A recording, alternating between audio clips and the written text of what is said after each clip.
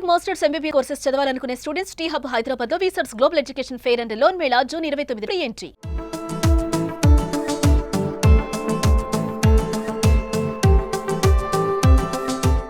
Telugu media ప్రపంచాన్ని తీవ్ర విషాదంలో ముంచెత్తిన ప్రముఖ న్యూస్ యాంకర్ జర్నలిస్ట్ స్వేచ్ఛ అకాల మరణం కేసులో మరో ట్విస్ట్ చోటు చేసుకుంది.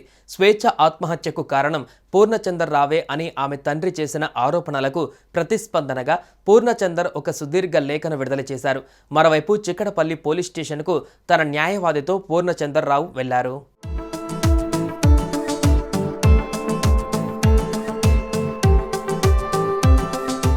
పూర్ణచందర్ తన లేఖలో 2009 నుండి స్వేచ్ఛతో తనకు స్నేహం ఉందని తెలిపారు. ఇద్దరూ అనేక వ్యక్తిగత విషయాలను పంచుకునేవారన్నారు.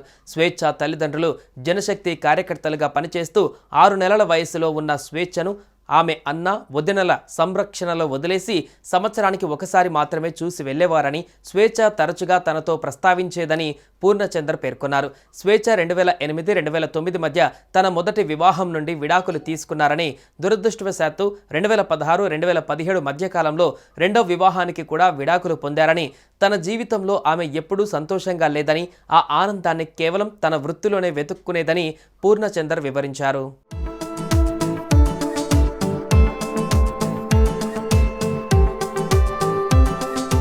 2020 అనంతరం స్వేచ్ఛ తనకు మరింత చేరువైనట్లుగా పూర్ణచంద్ర అంగీకరించారు.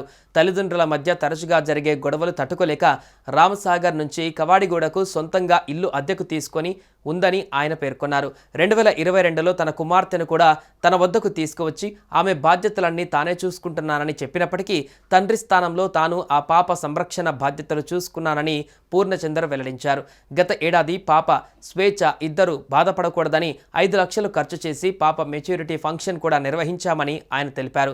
అంతేకాకుండా స్వేచ్ఛ డిప్రెషన్, ఆందోళన, మానసిక ఆవేదనల నుండి బయటపడడానికి అనేక సార్లు ఆసుపత్రికి తీసుకువెళ్లానని, ఆ రిపోర్ట్స్ అన్నీ తన గదిలో ఉన్నాయని లేఖలో పేర్కొన్నారు.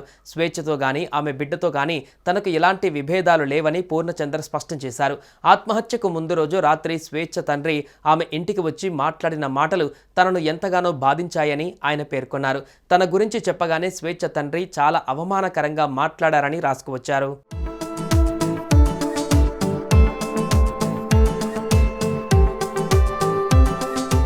ఇదిలా ఉంటే జర్నలిస్ట్ స్వేచ్ఛ ఆత్మహత్య కేసులో పూర్ణపై స్వేచ్ఛ తల్లిదండ్రులు ఫిర్యాదు చేశారు.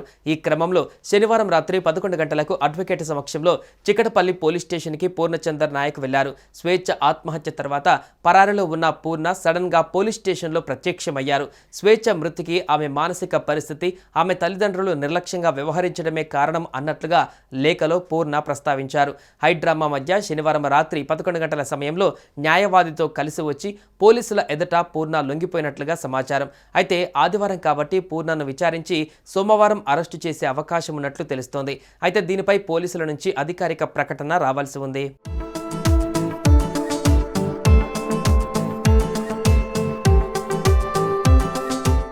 సుమన్ టీవీలో మీ పర్సనల్ అండ్ బిజినెస్ ప్రమోషన్స్ కోసం కింది నెంబర్కి కాంటాక్ట్ చేయండి.